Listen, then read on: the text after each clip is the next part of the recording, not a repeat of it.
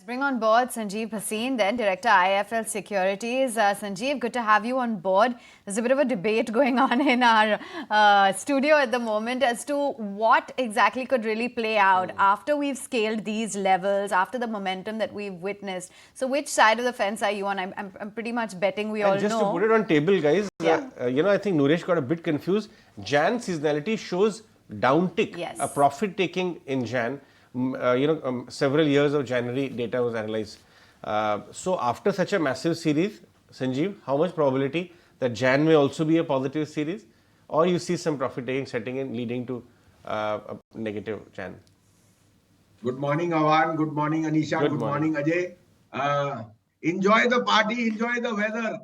Who knows what Jan will do? One of my followers who's been very active from Chandigarh Road, we've never seen so many negative events in the span of 3.5 years. COVID, Russia, Ukraine, oil about 110, 11 rate hikes by Fed, yes, 11.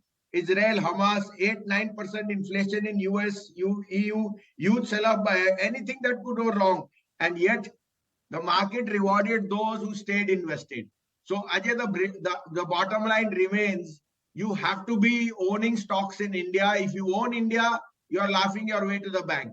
Yes, I am also in the camp that we have maybe hit a crescendo. Generally, when fools buy, you should be looking to sell or book profits. And when fools sell, you should be looking to buy aggressively. So it's the total opposite of what dichotomy is. That the biggest underperformers or the underweight people were at the FIs and who are now turning slightly overweight. There can be a crescendo toward 22,000, but that would not be the place to be brave on your trading side. Try and book profits. Let the market ride out. We know we are headed for a standalone budget in the sense it will be just a statement of account. But there are uncertainties. There is the election and XYZ. So always remember, leave some room, leave some paper some profit on the table for the other person to earn, and enjoy the seasonality or the best ever period we've had.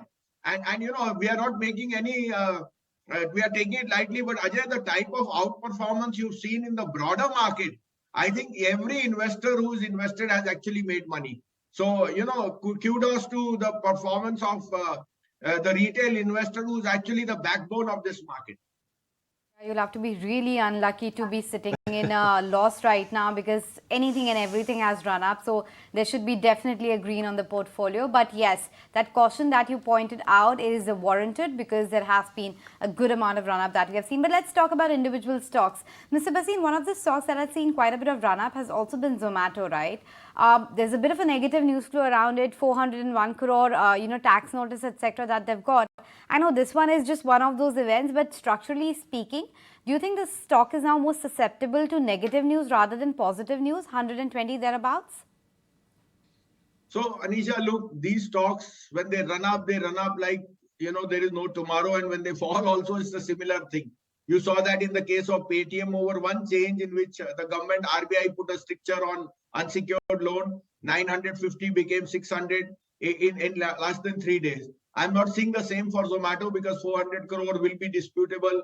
It's like some of the casino companies or the gaming companies which are again disputing the excise notice and so on. I'll not get into the nitty gritty, but I think any decline in Zomato is a buy point because in the end, Anisha, look what goes on in your daily life. Your food purchases, your everyday use of fintech on Paytm, your PB fintech, these are now going to be your daily necessities. And over a period of time, the profitability will definitely start to kick in as they mature into businesses which we know are inevitable. So I would see this be a little bit of a maybe dampener, but in a bull market, every fall will be a dip to be bought into, and particularly in these fintechs. Sure, just let me complete. So, Anisha, I think Lupin weathered all the negatives close to that 700, 750 about 4 to 5 months back. And we had a relative outperform on that stock at that time. Now the news are turning to be positive. We know in the generic market in US, they have a huge market share. Pricing is back. In their other markets, particularly locally also, they've launched some of their new products. And relatively, I still think Lupin has the margin to make another 20% move. So as a disclosure, this is in our portfolios. We are positive on this and Sun Pharma. And we think both these stocks are the ones which will lead the pharma pack more higher. And still valuations are relatively reasonable against a Dr. Reddy or a Cipla. Right, fair enough. What about your take on the entire cement basket, Sanjeev, just owing to the kind of synchronized move we witnessed yesterday, what channel checks are suggesting, and the fact that brokerages are giving it a thumbs up? Where does your preference lie? So, Avan, if you recall, Ultratech has been my top pick all the way from 6,000. As a disclosure, this is one of our top cement plays in our portfolio along with Ambuja.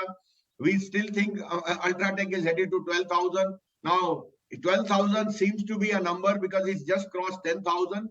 And, the speed of gains will be faster than you ever thought. But take it with a pinch of salt. Yes, cement stocks are not cheap now in the sense that they are pricing in a large part of the positives.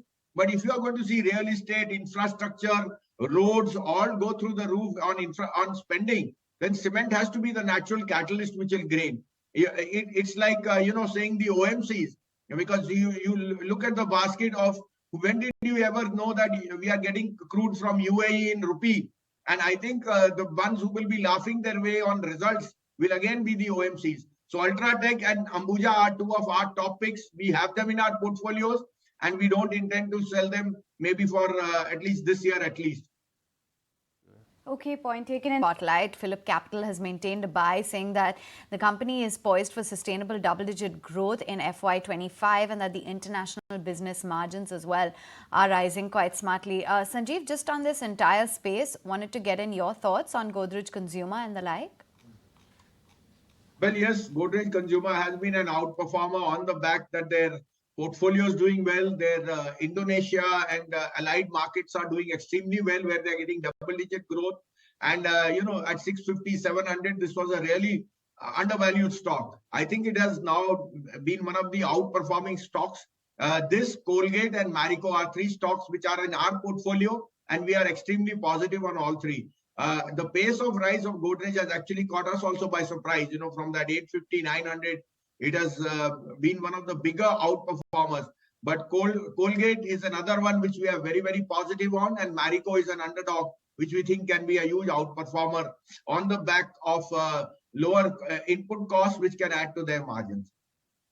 Is one stock that you like as well, but Mr. Bhasin, I just want to get a sense if you can talk about the primary market action that we have seen of late.